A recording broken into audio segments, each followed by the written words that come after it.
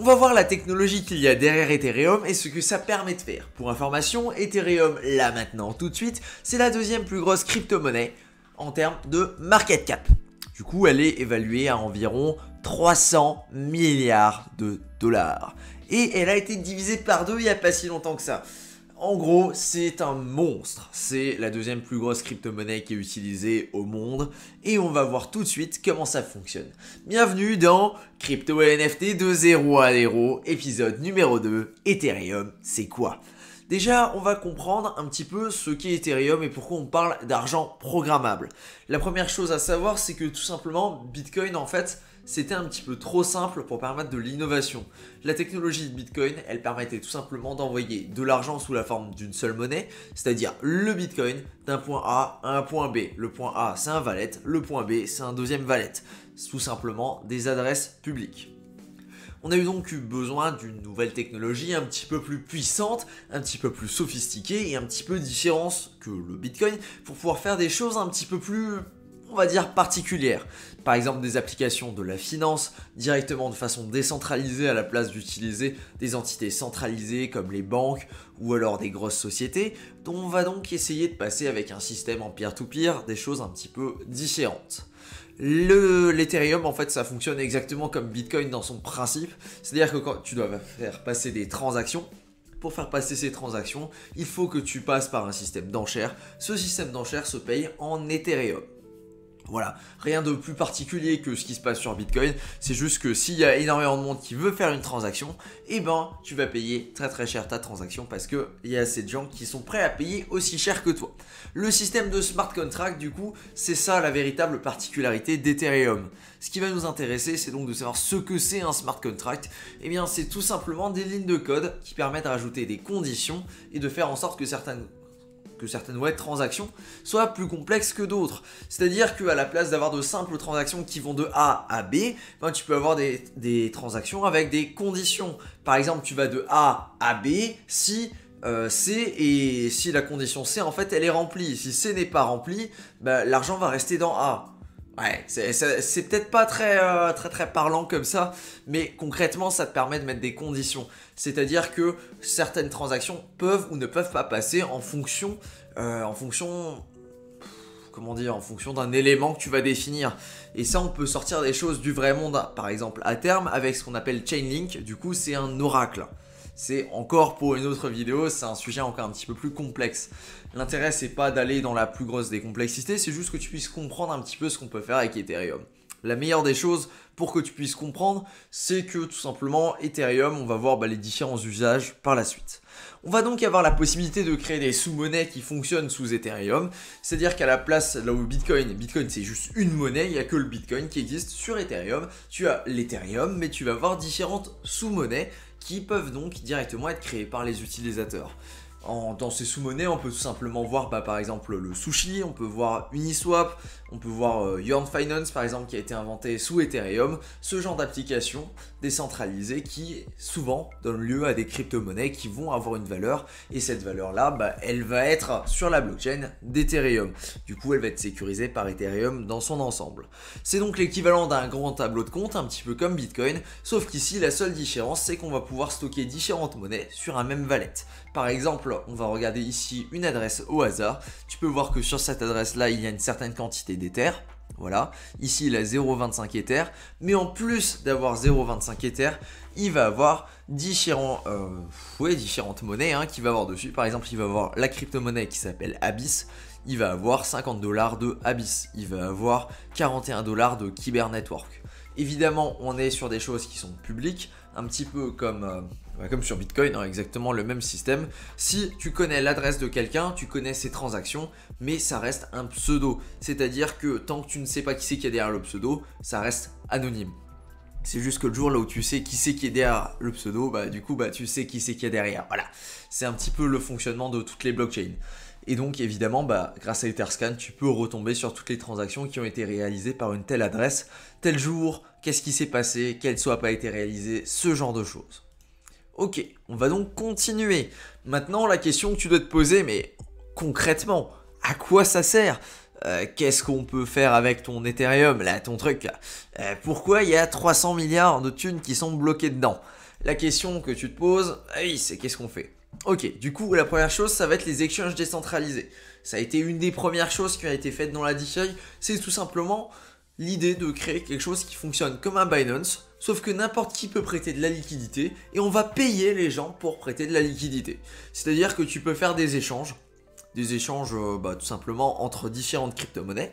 C'est quelque chose qui se fait sur Ethereum à la base, mais qui maintenant se fait sur sur toutes les blockchains à smart contract. L'idée c'est tout simplement, tu viens, tu dis écoute, j'ai de l'Ethereum, je veux de l'Uniswap par exemple en termes de token, et ben je vais faire un swap directement sur Uniswap et ça va me permettre d'acheter, de faire un trade quoi si tu veux, directement entre les deux monnaies qui vont m'intéresser. Comme tu peux le voir ici, petite démonstration en direct, j'ai, alors pas du AMP mais du Uniswap du coup, tac, je vais mettre un Ethereum. En échange, je peux valider la transaction et on va me donner 240 unis, soit 2522 $, alors que moi j'ai payé 2529 $. Du coup, c'est un trade, rien de plus, rien de moins. Équivalent de ce que tu vas pouvoir faire par exemple directement sur Binance. Sauf que là, les gens sont payés pour prêter de la liquidité pour permettre ces échanges-là. Parfois, il y a même plus de liquidité sur ces échanges-là que ce que tu peux avoir sur Binance. Et du coup, sur des gros montants, ça devient intéressant de passer plutôt par ce type de système plutôt que d'attaquer avec un Binance, là où Binance n'aura pas forcément la liquidité derrière. Ceci étant dit, c'est une des premières utilités de la finance décentralisée qu'on va retrouver sur Ethereum. Sans Ethereum, tout ça ce serait pas possible. C'est tout simplement parce qu'on va écrire du code directement dans les smart contracts que toutes ces transactions-là vont être réalisables. On a également des self-repaying loans, c'est-à-dire des dettes qui vont se repayer toutes seules. Alors dit comme ça peut paraître complètement dingue, mais en fait c'est des dettes que tu vas prendre avec un certain collatéral, et le collatéral, c'est-à-dire c'est une somme d'argent que tu mets au bout, qui cette somme d'argent là en fait va faire des bébés, va fructifier si tu veux, jusqu'à repayer la dette que tu as empruntée.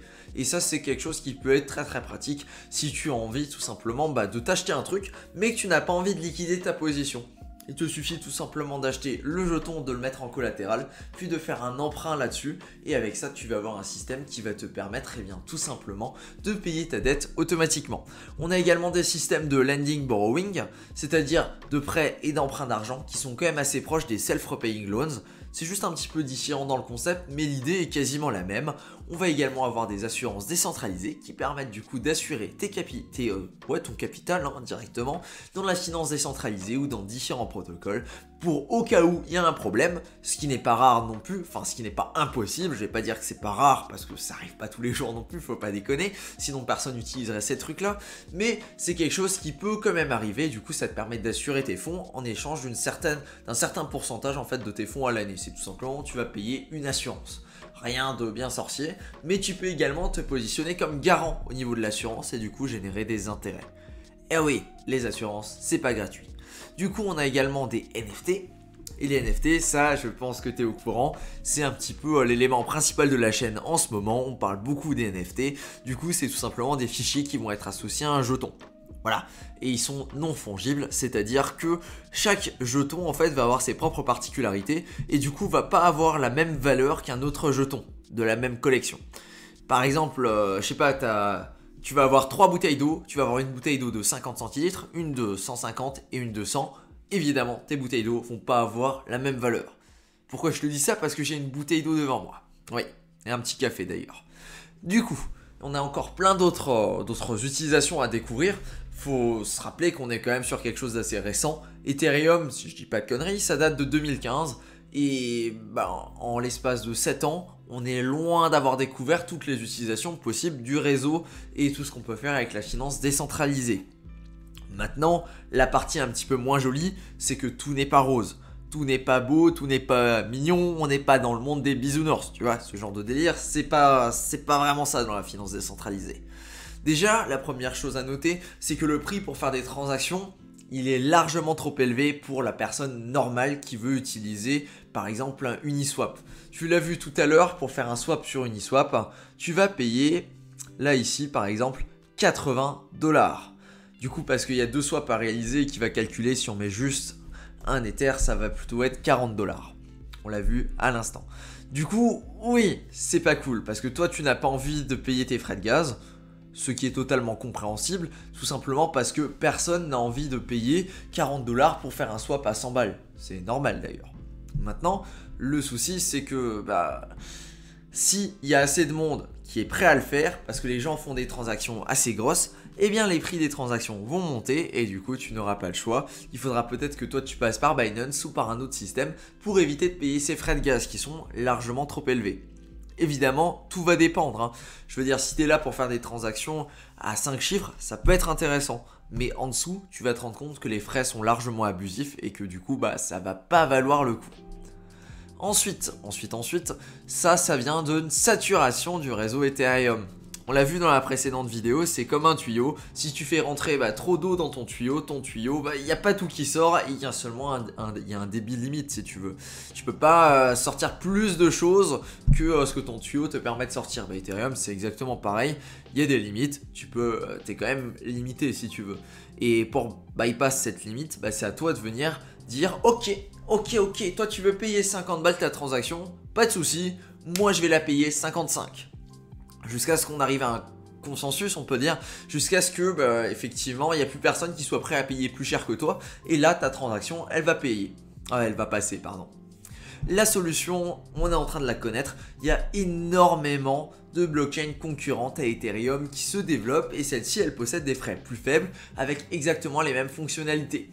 Ces blockchains là, je pense notamment à Solana, à Binance Smart Chain et à Phantom, qui sont des grosses blockchains qui sont en train de se positionner un petit peu comme concurrents à Ethereum, tout simplement parce qu'elles ont des systèmes similaires avec du coup les smart contracts et qu'elles permettent également de faire des transactions très rapides et qui ont des coûts quasiment négligeables de l'histoire de quelques dizaines de centimes. C'est tout de suite plus intéressant que 30 $ pour faire le moindre swap. Voilà.